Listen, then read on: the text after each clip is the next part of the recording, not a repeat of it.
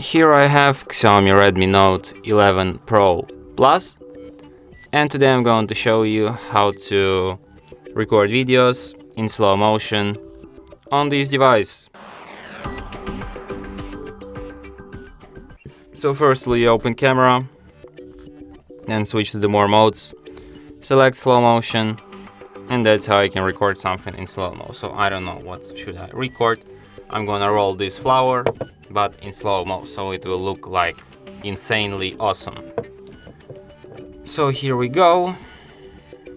I roll a flower.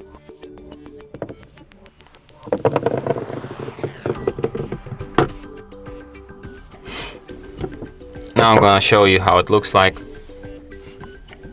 So let's get it. Like look at this flower. It's so cool. It's like in my favorite action movies. Absolutely awesome. Amazing. And that's it. Thanks for watching. If you find this tutorial useful, don't forget to hit that like button and subscribe to our channel.